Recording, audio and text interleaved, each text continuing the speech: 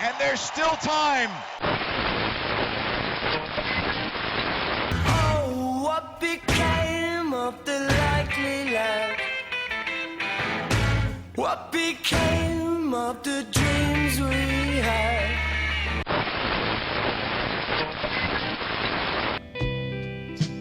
So I had to play football for the coach. Man, I wanted to play football for the coach.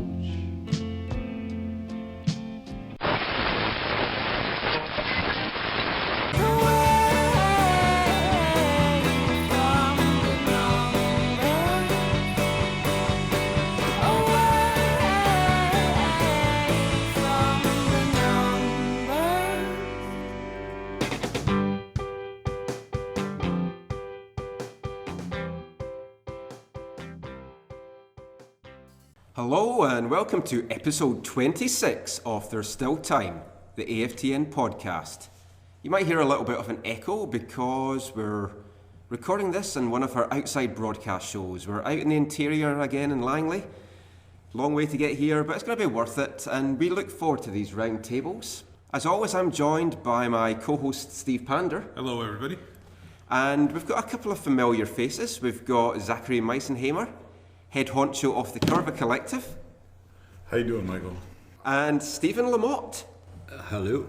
Who is known to everyone on Twitter as SS Slamo. Or just Slamo. But wait a minute, what's that? I think that's not all we have here.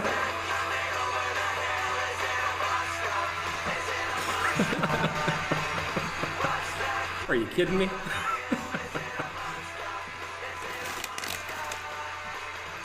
Yes, we're joined by someone we've wanted to have on the podcast for ages. John Knox, also known as Johnny Monster, former head honcho of the Southsiders. Glad to have you here at long last. Very glad to be here at long last. Now, I don't want you other guys to kind of feel a little bit left out that we got special theme music for Johnny, so we did get some other music for you people. So let's start off with Steve's one. We've heard this before, but it's worth a play.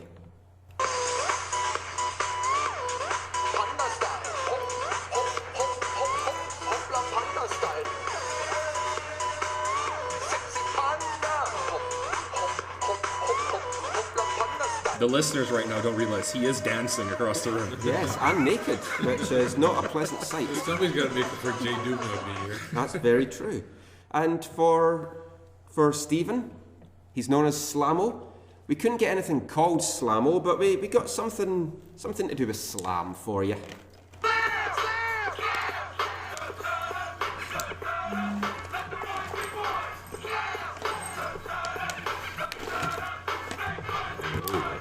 That was actually cool.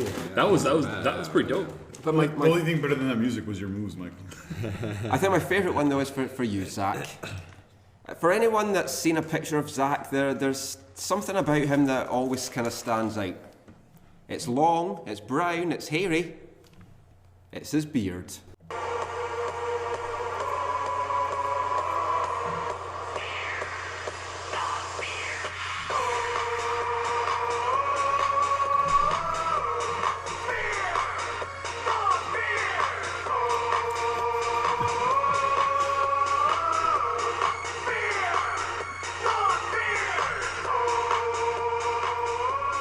I think I maybe had some of those going on a little bit too long, but yep, we're going to fear the beard and a lot more tonight. We had also hoped to be joined with a special sixth member. Darren Mattocks was going to join us this evening, but unfortunately we couldn't fit his ego through the door. So I guess we weren't really going to start with this, but it's the big news today. Darren Mattocks opened his mouth, let his stomach rumble, and gave a little talk on Jamaican TV that's ruffled a few feathers up here. Part of me thinks he never thought it was going to get out and that people up here would ever see it or it would see the light of day, but what did you guys make of that? Let's start with you, Zach. Well, AFTN head honcho. I mean, it's disappointing. You want someone who wants to be your club. You want someone who recognizes their role in the club in relation to the rest of the squad. You want someone who can be honest about that and yet still give their all and still work hard and and still have a desire to be in the first team and to be playing and all that kind of stuff. And so I think in that respect, it's kind of disappointing. I think Darren is a younger guy who has great ambition, who has had some success, and he longs to relive that. And I think there's still potential for him to do that. It just when you say certain things, it makes it makes it harder for your relations at the club with future managers, potentially even with supporters. And so, yeah, I think if I was to sum it up in one word, I would say it was disappointing. For anyone that didn't hear the comments, to kind of put it in a nutshell, it's just that it was felt that he should be playing a little bit more this season, in fact a lot more this season, that he single-handedly took the Whitecaps to the playoffs last year, that he is the best thing since sliced bread, the greatest footballer in MLS. No, you're saying he, but you should be saying Darren. I should be talking in the third person, or start a thing with me or me man or something like that. So Darren clearly thinks that he is better than the people at the Whitecaps, and those watching the Whitecaps thought he was this season. I mean, John, do you think there's any way back for him now? Is there any way he can play here next season? I think there is. I think he'll have a long chat with some of the staff at the Caps FO, particularly on the subject of what he should and shouldn't be saying publicly. I mean, he is a professional athlete. He needs to conduct himself with some level of decorum. And I understand that he's frustrated with his lack of playing time. But perhaps what he's not saying outwardly, which I think some of us who have watched him play this past season may consider a factor, is that maybe a little bit of this venting that he's doing has more to do with his own disappointment in his own play.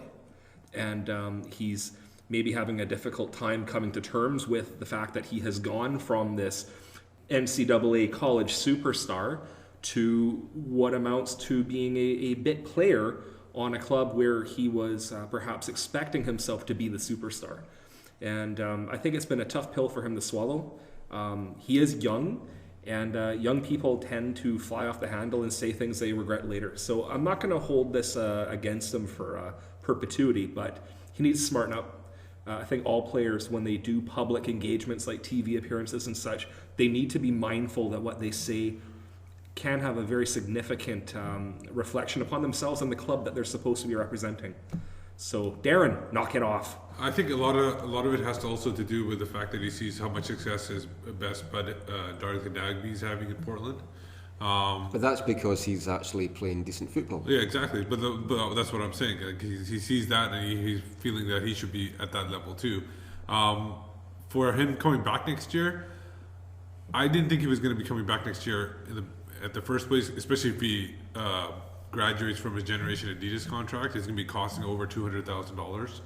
I think they would have found a way to get rid of him at that point. At this point, I think it's almost sealed a deal for him that maybe he's going to be moving on. Maybe this is actually just some kind of wonderful PR ploy by the Whitecaps, that they were going to get rid of him because he is popular with some people, that they thought maybe there would be an uproar about that. So what they do is they create a bad news story and they can get rid of him that way. Do you think they're clever enough to do something like that, Stephen?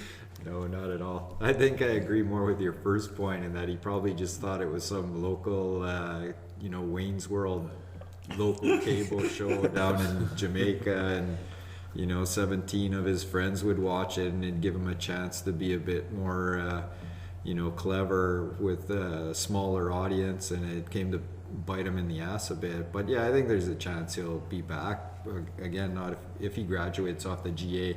And my understanding is the GA is graduated as well, though, right? His full cap wouldn't count it percentages even after they graduate. I don't know. I don't know about that. Yeah. I spoke to Greg Anderson on the last game of the season, and he was saying that they haven't made any decisions yet on any of the GA people, like Omar as well as Darren. It won't come until after the season's over. Yeah, it's all going to be based on whether they feel that they've made the full transition and that they are part of the team and they've got regular minutes and stuff like that. So Omar, they might get away with. Darren, it's almost impossible after winning Rookie of the Year and everything. which if you listen to the interview, he likes you to know that. He's also really big on pointing out his high school success. Yeah, see, that's where I'm thinking. He just thinks nobody's listening, and he's like, his grandpa telling you about the war he was in. It's like. Did the Whitecaps give him maybe Rookie of the Year and tell him he was Rookie of the Year or something like that to make him feel better? Well, I mean, here's his mom gave him. Austin Berry actually won the award that year in 2012. It wasn't him. Here's what I'm trying to be mindful of: is he's a young guy who has found a significant amount of success. Perhaps not on the pitch, but certainly in terms of the development of his career. He's one of the featured faces in the Adidas commercial that's playing before every single Whitecaps match, and he's up there with some big faces, big names. It must be difficult for a guy in his position, who's that young, to enter this world where suddenly there is a spotlight. And I think guys like Darren need a little coaching in terms of what they should be doing off the pitch so that they handle that limelight appropriately. But would someone like him listen? Because he seems really stubborn, and the word that came to my mind through it all was actually delusional. That in some parallel universe, Darren Mattocks has scored 20 goals this season, and unfortunately the Darren Mattocks that was in this interview is the guy that lives in that parallel universe. He just doesn't seem self-aware It's Earth 2. as to what kind of bad season he's had. And if you watch the early games and all the misses that he had, there's a reason he wasn't in the team. I mean, does anyone here feel he should have had more minutes this year and that he deserved more playing time? No. Over Hurtado? Well, it depends.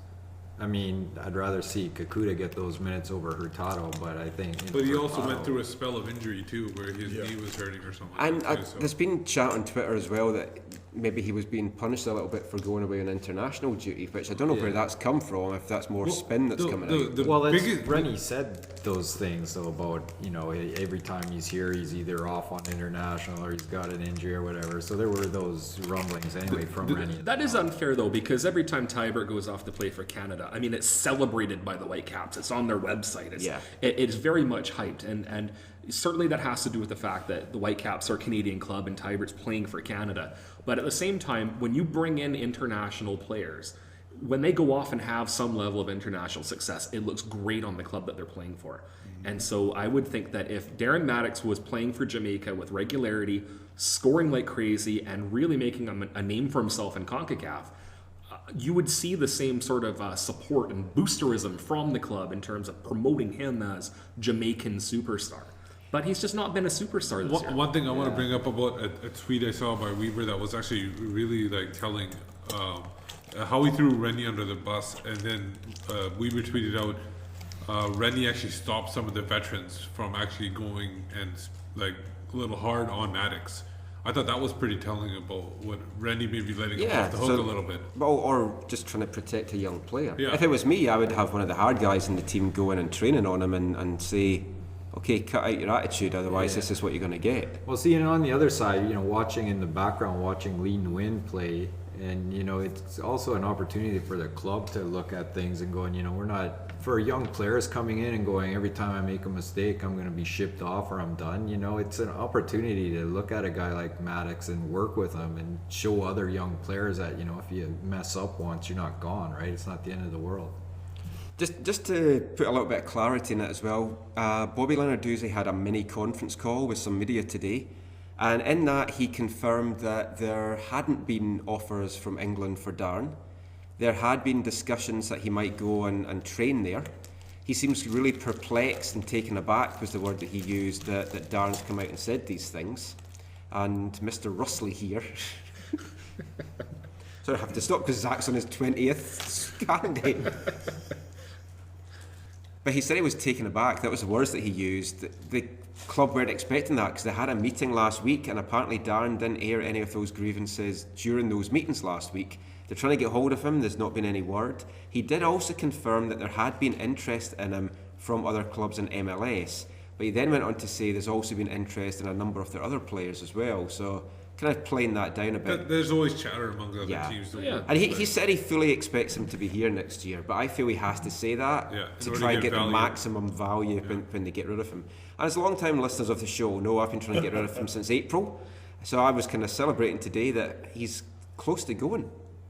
Now, what I found really ironic about the Darren Mattocks interview is that it was actually on the show Football GPS.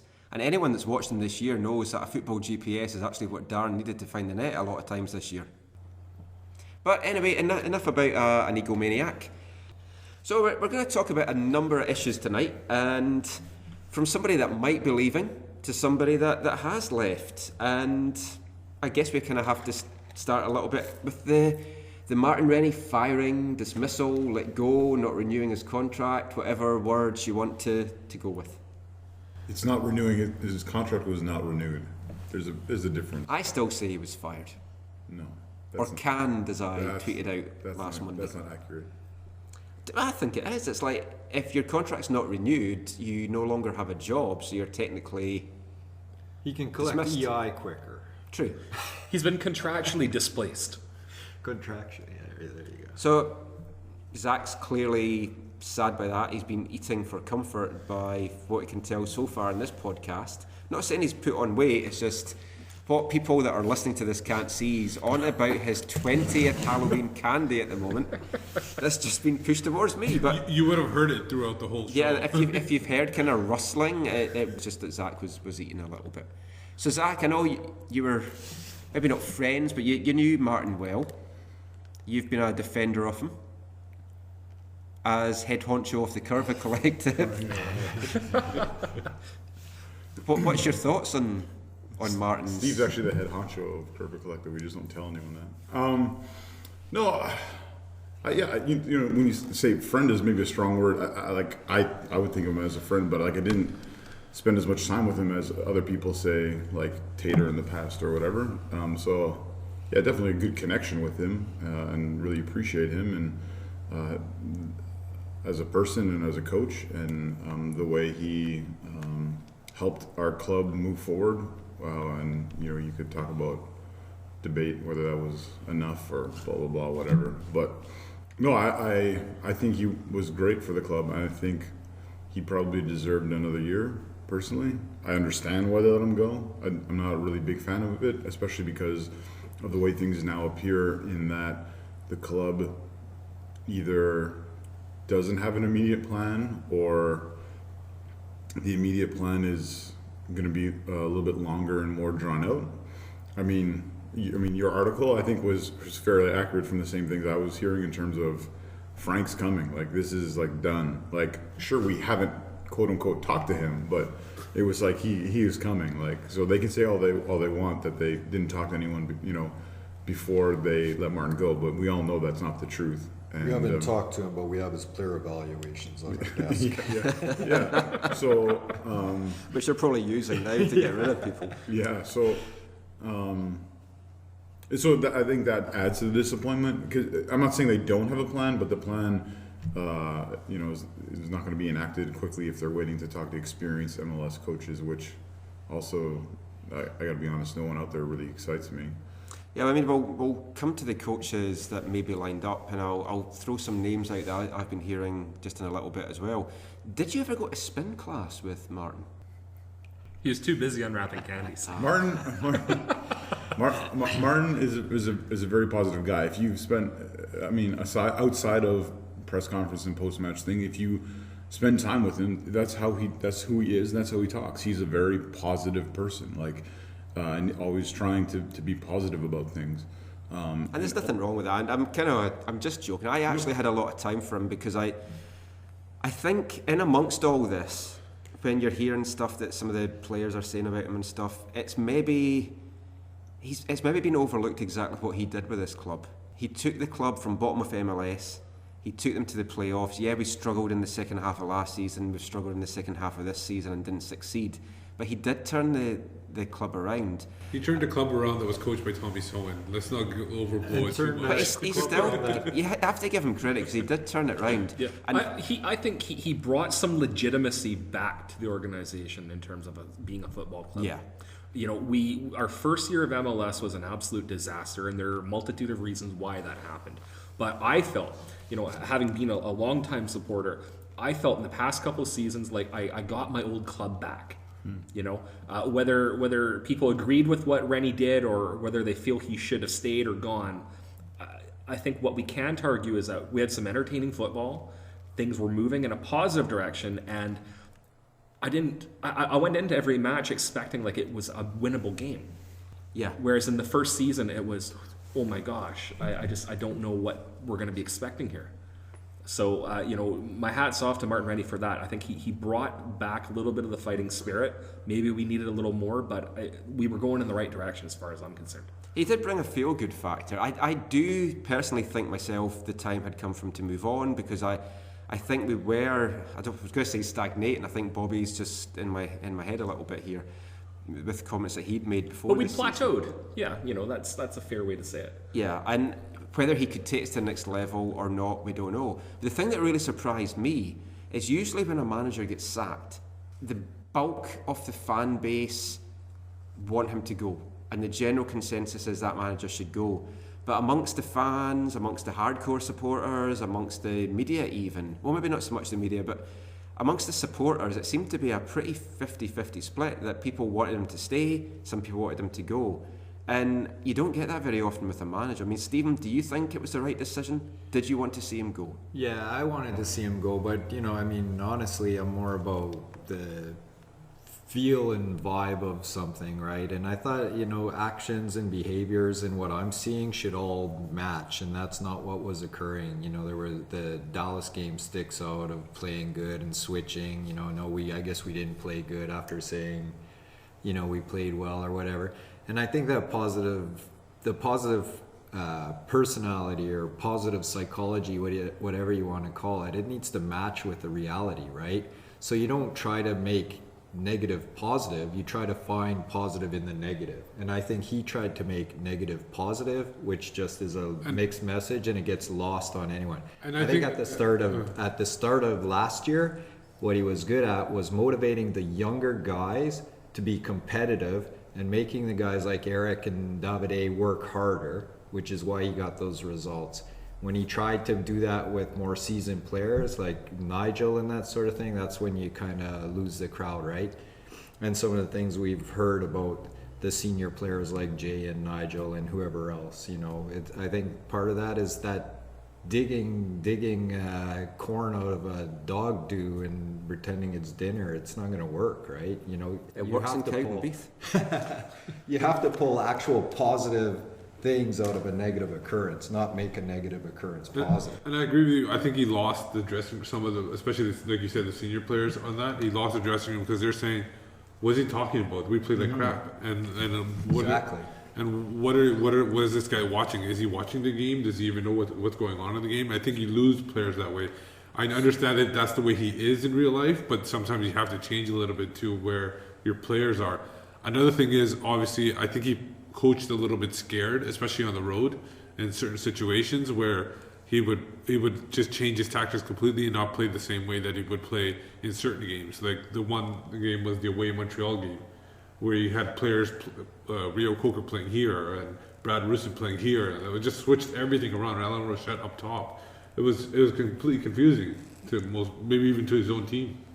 Steve, when you're saying that players had a certain perspective on the positive spin, are you saying that as that's the way you perceive it, or players actually said? No, perceive it. I perceived it that way. That's what, if I was a player in his situation, and this is something I'm saying as a fan and a media person, when I listened to his post-game comments on the radio or something like that, I was saying to myself, what is he talking about? Is he watching this game?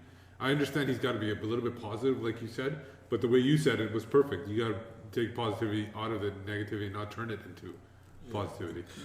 Sorry, go ahead, Zach. Okay, here's the thing though. I think the supporter, fan, media perception of things is so far different than the player's perception of things, because I don't think the things he says in the post-match scrum is not the same thing that he and Robbo and Paul are saying and Jake are saying to the team in the dressing room, or the way they break things down afterwards. I think there is part of that is positive, but I think there is more reality to that. But I'm not saying that's right. I'm just saying that's the way it is. even if he says it, the players will see that in the media and they'll say, "What's going on? Why is he spinning one way or another?" And there were a couple times during the season where he did throw the players under the bus out of nowhere. Your behavior has to match your words have to match your behaviors, right? And if it's not, then you're not a true person. You don't have that integrity. And to me, that's what lost it. And that's where I say the vibe. I just don't think he's a man. And he came from a sales background. Did some of the players see him as a sleazy salesman who was just trying to sell them snake oil? And Yeah, I don't think it was that bad. I'm not saying it's that bad. I'm going probably put it to the extreme, but I'm just saying some of the players that didn't like him, maybe they thought that. You never know. Yeah, see, what I knew of Martin Rennie and the conversations I had with him always struck me that he was the kind of guy that gave it to you straight and didn't give you a spin. But towards the end of this particular season, it did seem to me like he was putting a little too much of a positive shine on things when things were not good. And I often wonder to myself, well, Zach, as you said, what he's saying to the players in the dressing room is probably, completely different than what he's saying in the media. But if those two messages don't jive, and if I'm a player on Whitecaps and I'm hearing this other message that he's giving out to the media, taking that into consideration, that may plant a seed of doubt, and it may cause some issues in terms of my confidence as a player in my coach. And I think that he may have lost a bit of support in the dressing room if there were in fact some conflicting messages, and I suspect there were. And you got to understand, soccer players are not bright. No, but We all know that. I think They've been hitting the heads a lot for soccer ball. They're not the brightest. I'm just saying, no athlete is the brightest. That's why they're athletes. This is a valid perspective, but I do think that a lot of the players do understand why a person would say, why a coach would say, be very positive in the media and maybe, let's use the term, a little more critical in the locker room. But I agree with you. I agree with you that some might not be so. Right. Yeah. I just think Some might not see the appropriateness of the differences, but I will say this: in late June, early July, I was hearing significant individuals were not impressed and were very in the squad. Were not impressed and very frustrated at a number of things, and were really wondering. If he would be involved long term. Not a lot of people, but a significant enough people that it was. So is there a feeling from anyone here that Martin Rennie was perhaps thrown under the bus a little bit by certain people? At the press conference, Bobby Lenarduzzi, speaking on behalf of the 5-man death panel, said that they had nothing to do with it. It was all Martin's own decisions. Jay Demerit threw him under the bus, if you believe Gary Kingston's article, which I know Stephen doesn't. But he did say pretty much that. And then there's been other comments from players, and Darren Mattocks today clearly throwing Martin under the bus. Do you feel he's been hung out to dry as a scapegoat here? I hate the term being thrown under the bus. I think it's a terrible term. But Hey, we're trendy these days. Fine, It's thrown under the what curve. That's what all the young kids say. That and YOLO. So I had to look up the other day because I didn't know what it meant. I thought it was a new signing. I had no idea. We're so old. Look, the problem with all this stuff, the contract not being renewed, the press conference with a new focal point, which was not even on the contract not being renewed, is on how decisions are being made. And then some other issues. They all point back to the same thing: is that Steve hasn't talked about directly today, but has talked about a lot in the past, and the Monster has talked a little bit about today. Really, is like, what is our club identity? And I think this is what is concerning me, or is an issue. And I'm not saying keeping Martin Rennie would have solved that, because I think that We had no identity with him. I think that's. I wouldn't say no identity, but yeah, it was a bit of a struggle from top to bottom. Is that who are we as a club? And so you have this press conference to announce the contract not being renewed. So it was like to take the focus off this. We had this discussion of how decisions are made. So yeah, it's not shocking that a football club has a body, a group of people that are together making decisions. Board of directors. Board of directors, yeah. Common in football. A collective of sorts. A collective of sorts. Some of them are curved. I think our Twitter account tweeted that we are, we have some expertise in running a collective, and if the club needs help, we're happy to be a part of that. But no, the thing was that this, the method is not shocking, but the fact that this is the time where this is most publicly discussed, I think really took the focus off of Bobby as an individual. And I'm not going to write Bobby out on my T-shirt or Leonard Uzi out on my T-shirt, because I don't think that's the way to go. But I think our identity as a club is tied up in who Bobby is, and I think Bobby does make a lot of the decisions and make a lot of the things I think he has a happen. lot of input. I don't know if he makes a lot of decisions, but he does have definitely a lot of Sure, input. he has From a soccer standpoint. he has the influence in Yeah. the club, and I think with Frank choosing not to come here to go to a place where he has full control says a lot. Whether money was a bigger part of it or whatever, but to go a place where he had full control says a lot about how our club is run and what that either Bobby or that group of five, the say that they have, it says something about that. So they can say all they want that, oh, the coach made the final decision. Well, sure, but Bobby and Greg, who I respect and really appreciate in many ways, they play a big role in this. They play a big role in what actually happens and what preferences from the coach are going to be kind of put through. And so I think we do have this kind of still identity crisis, because even if we bring in anyone of, let's say there was a list of 10 candidates, to be our coach, even if we brought in if we all threw in 2 names each and said these are the top candidates, it's still going to be, you're still going to be living into the shadow of Bobby. And I think that's, I don't know if that's best for our club at this time. And I'm not saying I want Bobby out. I'm not saying his Seems role. like you are, actually. I'm not saying his role needs to be fully redefined. But I don't really fully believe that Martin Rennie had all of the autonomy that is talked about. And maybe I could be dead wrong. I'm not saying I know anything. I'm just saying I don't think the way they talk about his autonomy, I don't think was fully lived out that way. Yeah, it's hard to think that you've got those 5 people that aren't going to have some kind of input. I mean, John, did the committee thing surprise you, or do you feel that it was just brought up as a way to say, look, before you start pointing fingers and want us out as well, we've nothing to do with anything, it's all down to the manager? It strikes me as the whole business with the committee behind the curtains. I think that maybe slipped out. I don't think they intended for that to gain the traction that it did. And I'm not surprised that some decisions are being made by committee consensus. That's not a shocker to me at all. It makes sense to me that the coach or the manager or whatever you want to call it, he obviously has some vision of what sort of players he wants to bring in, and quite often some specific players that he wants to bring in, and he runs those up to the higher ups, who have to make the budget decisions, the ones that are paying the bills, moving the money around, making things happen.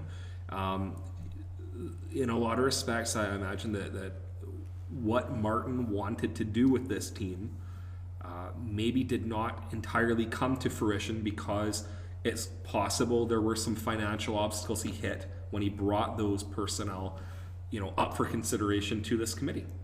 So on one hand, we're saying, yes, he had the autonomy to go out and seek out whomever he wanted. But at the end of the day, his ability to sign them and get those people to commit to coming to Vancouver, certainly a lot of that power was wielded above Martin by this committee. And if there were successes and failures in terms of player personnel, the committee is somewhat accountable for that. They have to be. Well, I'm gonna bring up 2 things to counter that.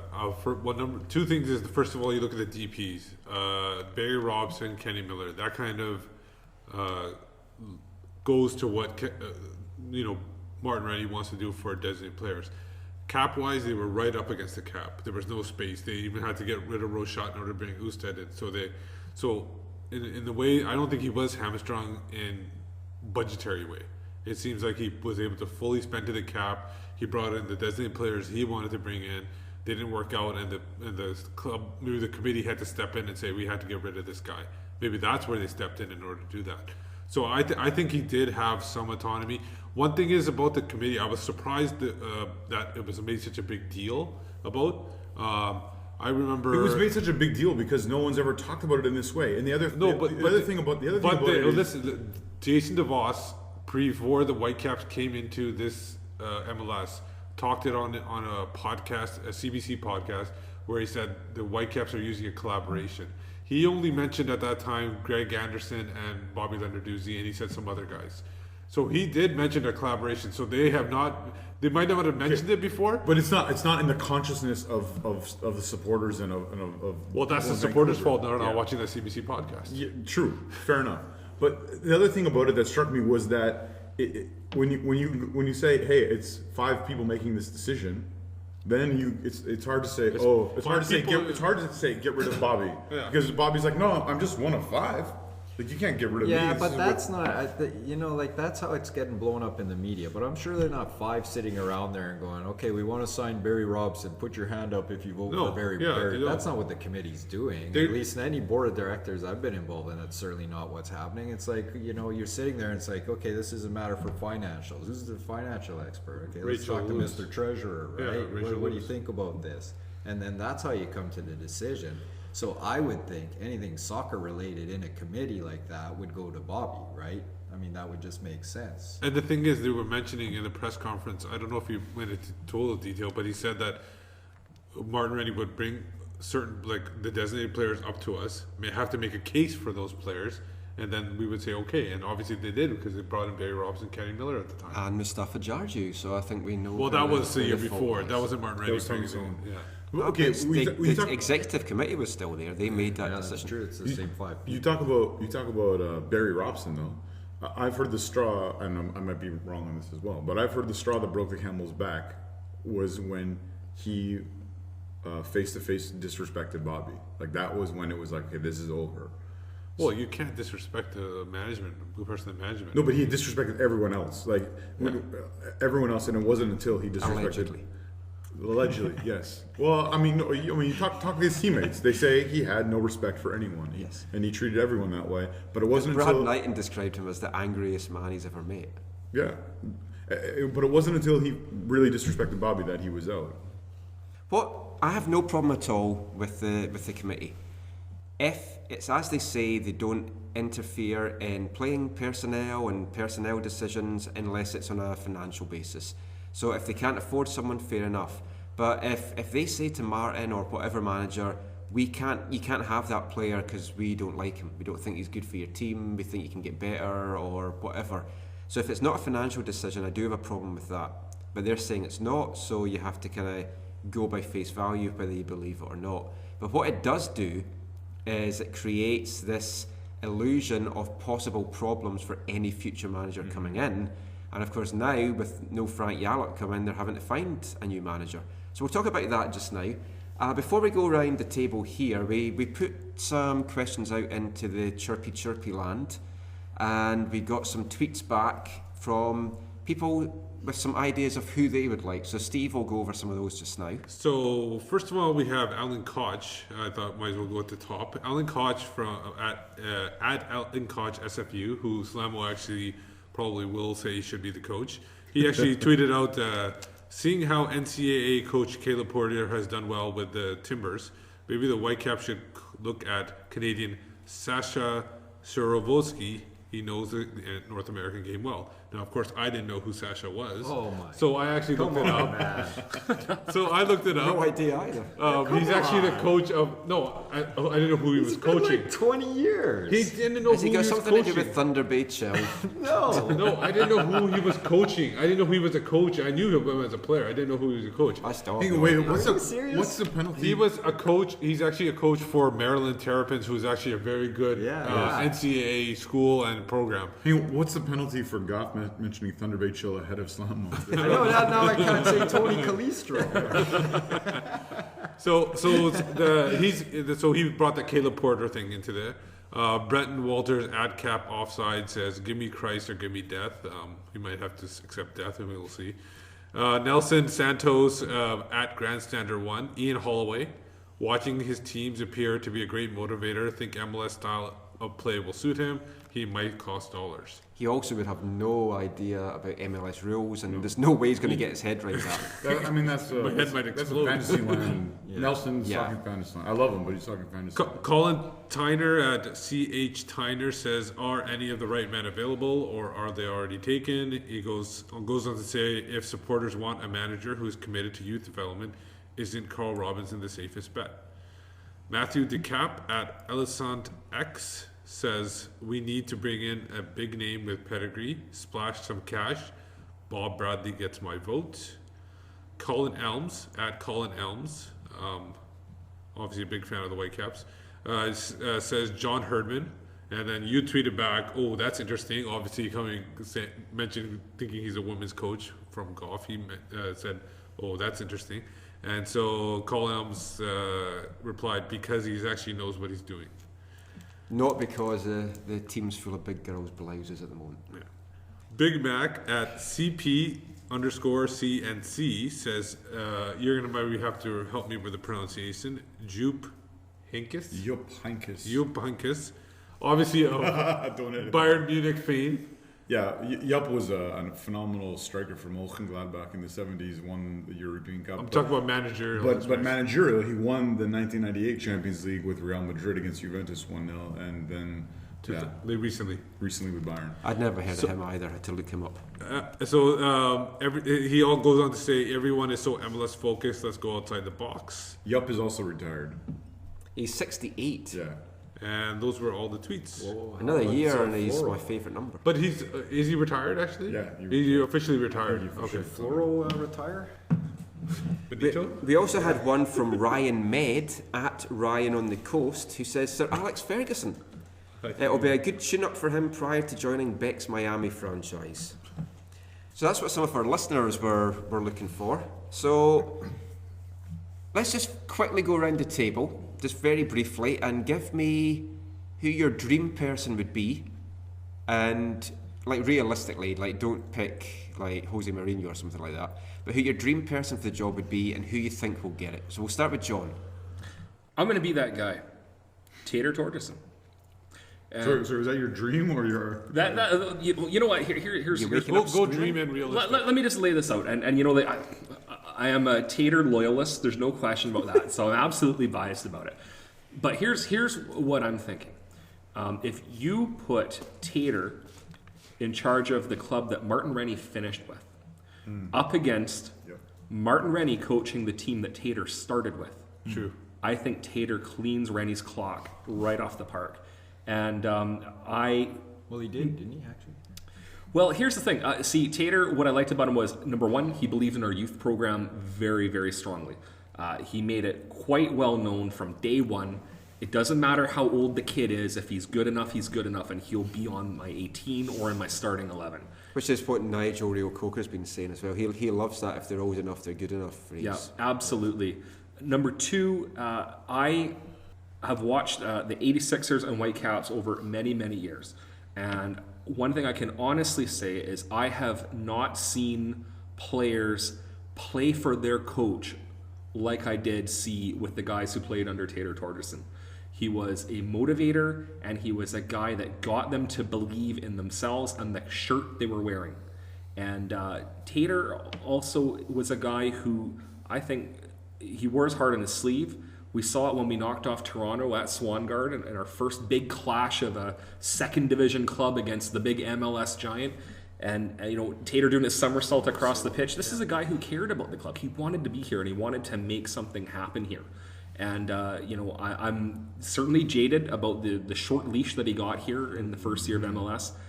I would love to see this club right the wrong. Bring him back. Bobby, you and your committee need to bring him back. That's what I'm saying. So realistically, who do you think might get the job? I think they're going to chase after Mr. Kreis. I think they will throw big bucks at him to bring him here. I don't necessarily think that's the best thing to do, but I see it happening. Now, Zach, I've heard you described as a man of Christ. Do you think he would be the guy that you would want? Oh, Michael. I do love Christ. Jason Christ, I think, was a quality coach, and he does bring an identity to your club, which I think is a good thing. He's not afraid to play young players. I would be okay with him in terms of the MLS people that people are talking about. From a who outside of that, like, or who would I like to see, or First of all, I'll just comment on what Johnny said. Tater. The thing about Tater for me, because for me this whole football thing, it's about the game and about results, but it's also about relationship. And there's never been a coach who has been so relatable to supporters than Tater Torgerson. Absolutely. In 2010 or so, when we started, a few of us started to go hang out and watch training, like on a semi-regular basis once a week. Every training session, Tater Torgerson would come over and just spend time hanging out, talking, sharing a word about, don't repeat this, but this is what's going to happen in tomorrow's game, or this is how we're going, or whatever. Like, just a legitimately quality guy who was, it's worth hard on his sleeve, was really upfront and really honest, and just a great guy. So I definitely would be okay with that. And I agree with you, Johnny, in terms of his short leash and all that kind of stuff. I also would be okay because of my perspective. I would also be okay with Carl Robinson, because I really appreciate him as a person, and think there's upside for him as a coach and where he could go. There's continuity with the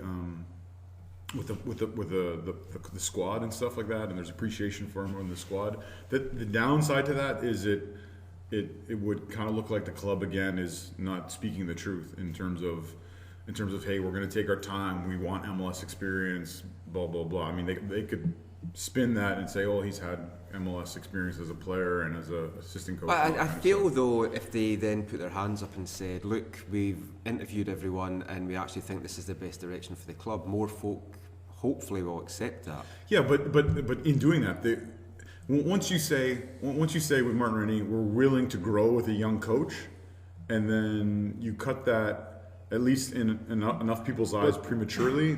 But they expected him to grow with young players too, and he didn't do that. And that's where they probably did find the reason to cut bait. Yeah, I think that's debatable, which we don't need to have that debate right now. He didn't really develop that many players. I think that's debatable, but we don't. So if I was to put a gun to your head, who do you think will get the job? Who do I think will get the job? Yeah, I think it'll be Carl Robinson or someone who has coached recently in MLS. Okay. So Stephen, dream for you. Oh man, dream. Realistic I don't know. dream. So for me right now, it's, if I went Tony Calistro, most successful coach in Canadian soccer history. No, Never heard of him. Okay, let's not even go there. Okay, so if I was to, starting right at this point in time, we've lost Yallop, that's not going to happen. So everything we've said about, getting an experienced coach, blah, blah, blah, was really about Yallop. That's the reality of the situation. That ship has sailed. So I would look more at somebody who's a protege, and I would go to the Galaxy and I would take Kurt Anolfo from Bruce Arena's assistant. And I'd give him the shot at this moment. Or Robinson in the same vein, I would take Robinson as well. But I think someone who's mentored, numbers off my head. I know he did the U.S. national team with him, and he's with the Galaxy now, so he's mentored with him for at least 5 or 6 years, right? So I think, and he's going to be a head coach in the next couple of years. That's pretty much a guarantee. So I think we would, if we took that chance, I'd be willing at this point to say, okay, this is where we are, this is what's happened, whatever, it is what it is. I'd be willing to take that chance and go. And he did have head coach experience as well in DC, somewhere on the East Coast. I think DC. But he's got a couple of years of head coach's experience as well. So who do you think will get it? I think Robinson will get it, but I think it'll be like almost a default thing, right? Which is not the best way to go into a tenure, right? There is a worry that it's going to look like that. Yeah. Before I talk about another worry I've got with Robinson as well, Steve, who would you like to see, and who do you think will get it? I think who I'd like to see, I would like to see them to break the bank and get Jason Christ. I'm with you there. That's my choice. I think he'll be able to develop the young players. He's shown he can do it with RSL, bringing Lewis Gill. the amount of players they got rid of this year off their team, sold them off for whatever money, and then bringing in young players, I think was fantastic. He shouldn't be where he is. A lot of people had him picked outside the playoffs. So I think he would be the perfect bet. You know, people talking about, you know, you have to break the bank in order to pay him and everything like that. You know, the amount of money you'll save in you'll be able to sell these players off, develop them, sell them off, and then you'll be able to make that money back easily if he does his job, and I think he could. He's honest in his answers with the media and everything. I've been on the bad side of him when he lost the game here, and I've been on the good side when he's won. So he's always going to give you an honest answer when you're asking him a question about, you know, how the team played and everything like that. So in my bet, Jason Christ would be number one. If they decide to go on the cheap, then I would back almost everybody else up and say Carl Robinson would be a fine addition. I don't say that's going on the cheap necessarily. Well, I think and the cheap is inexperience and everything like that. I think they'll still obviously have to pay him, but I'm just saying cheap on experience. No, he's not going to work for free. And there is a chance that there could be some surprise person too. Who knows? Well, I'm with you in that I'd like to see Christ. That would be my preferred choice from all the names that we at least know of. The other concern I have about Carl Robinson is the club are really high on him and they really want him to stay around. I do worry that they're going to insist that whoever gets the job has to have Robinson as their assistant. And I think there's going to be a lot of managers that's not going to want that. They're going to want to come in with their own team, and it would be really dangerous to do that. I'm not sure Carl himself would actually be happy being foisted on someone that didn't want him either, but there is a danger that it kind of comes as a package deal. If they do that, then this committee should be disbanded. If you get your number one choice, say whoever it is, you should never force an assistant coach. I agree. I just no matter how good that assistant coach is. Have this fear that might happen. Here's some names. Which is what happened with Tater with what's his name, Dennis Hamlet. Oh really? Yeah. Oh yeah, of course. Yeah, that was Tommy Soane's guy. Yeah. So I'll throw some names out that I've been hearing might be on the Whitecaps shortlist. Carl Robinson's obviously one of them. So one of the names I'm being told is Gary Smith. Gary Smith has apparently made it known that he is very interested in the Vancouver job out of the jobs that's coming up. He's won the MLS Cup. Yep, it's one of the ones he would really like. Won the MLS Cup with Colorado, then didn't do so well with Colorado, went to England, got sacked by Stevenage, and has been out of the game for a little while now. I want to mention also he won MLS Cup at Toronto too, which might help us in the future. Like in Toronto? In Toronto, not against Toronto, in Toronto. Which, not with Toronto. No. So, but even that year, they just barely made the cup, and then they finished fifth. I mean, the same with RSL when they won. Yeah. Just quickly around the table, just a quick yay or nay. Gary Smith, John? Nay. Yeah, Zach? I guess you could grow me, but I would agree with the monster. Yeah, I'd say nay. Stephen? Yeah, I'm the same thing. I'm not for Scottish anymore. He's English. Oh, is he? Yeah. Oh, maybe I'm not. I'm not for English either. I think at a push, if they want to get someone with experience, that he would be someone we could do worse than him, but I don't know. So another name that I'm hearing is in the frame is Jesse Marsh, the ex-Montreal coach, which surprised me when it was thrown out, but I don't know. I don't know whether there is any truth in that, whether it's just someone getting his name out there, but he was linked also with the Columbus job and didn't get that. No, Chicago. Linked with Chicago as well. He seems to be linked with any job that comes up. So Jesse Marsh, what do you think, John? Hell no. Absolutely not. Stephen? Well, at least the team would have personality. I don't want him, but at least I think you'd know it. I think if he does get the job, I think it'll be a connection with Jay Demerit. I think he was with Bob Bradley in the World Cup as well. And An assistant with Bob Bradley, so I think there is a connection there with Jay Demerit. from what I know, he was quite a dirty player, people say as well. Yeah, so exactly. I like that, Yeah, but me too. I don't want him as manager. And he ended up in Montreal at one point, so he's filthy. Exactly. Like, No, but So this is why they connect Saputo got rid of him, so maybe he is actually good if Saputo got rid of him. no, but here's the thing, and this is one of the names that hasn't been brought up, that was brought up in the Twitterverse, is this whole like, oh, let's see what happens in Seattle, and if Ziggy Smith gets fired, we should bring him here. It makes me so angry when people talk about these people like Like it's like there's no emotion, there's nothing behind some of these moves. I'm still choked at how welcoming people were of Sebastian Letou, who I appreciate and respect him because he wore our jersey. But I was angry that they brought in a USL sounder to be on our team. Like, What do you think? What, Took me 2 years to get used to Carl Robinson being here. Lamothe. It was emotionally devastating. I think we should find out what Siggy would think about the Vancouver job, Samo. Go. no, seriously. So aside from the fact that he was in Montreal, which I think I couldn't root for him, man. Yeah. Ziggy. It would be like the turkeys voting for Christmas. But no, aside from that, I don't like how he played in Montreal or how he had his team play in Montreal. Even though it did have some of that grit, I don't see it as being a fit here. So the last name that I've heard getting bandied about, and this might just come out of nowhere for some people, is the ex-Chivas coach and the New York assistant coach, Robin Fraser. I honestly don't know enough about him to make a good call on that, but I'll defer to my more informed colleagues here around the table. Yeah, it's hard to judge someone when their head coaching Half an hour of coaching. yeah, when their coaching experience But is he Chivas, did go on a Chivas Tuesday. 14-game unbeaten streak with Chivas, which is like the equivalent, I think, of winning the MLS Cup 3 years in a row. No, Good point. According to Wiki, he did that. I'm not sure if that was true. Well, if Chivas wins a match and there's no one in the stadium to watch it, did it happen? I don't think Robin has a body of work to even qualify him to be considered by our Body club. of work. Well done. Well said. The thing about Robin Fraser is he would be that safe, like if they really love Christ's system and the way he plays on the field, because Robin Fraser was an assistant when they were RSL won a couple of championships. Was that or the championship? the whatever it was. boyfriend on Cheers? Wasn't that Robin Fraser? The Fraser Crane. No.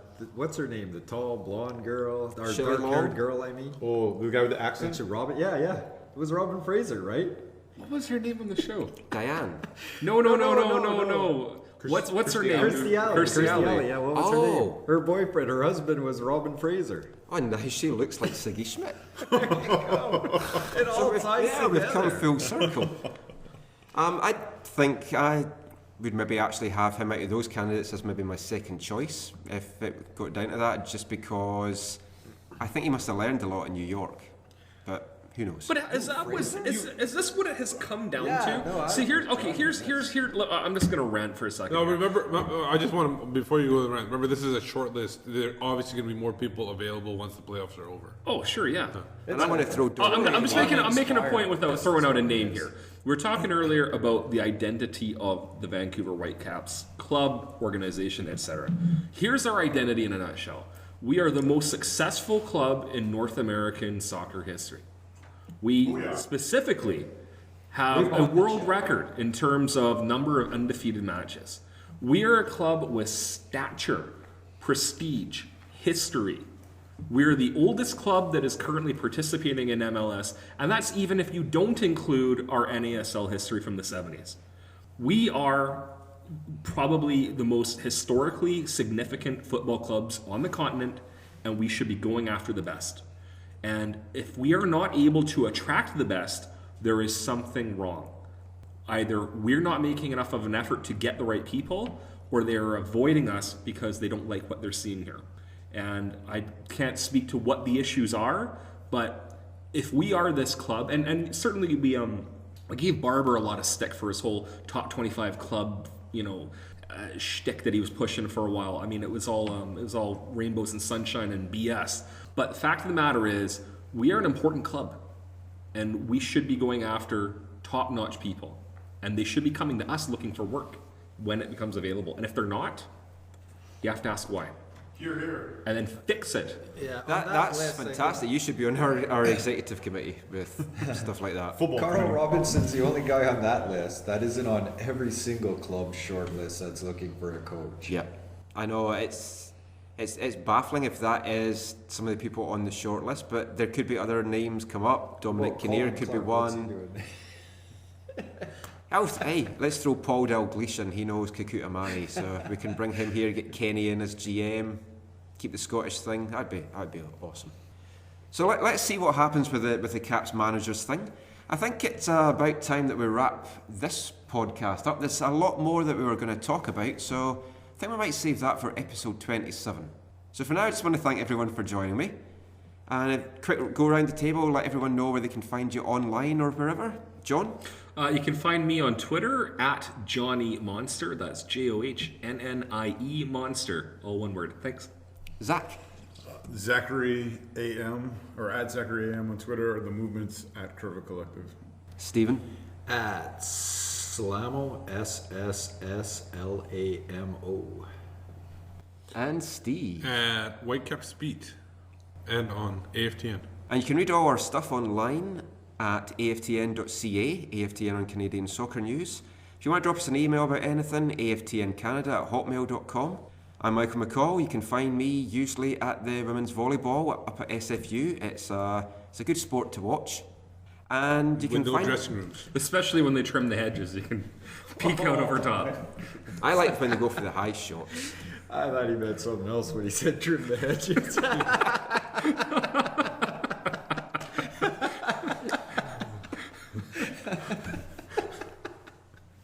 And you can find me online at AFTN Canada.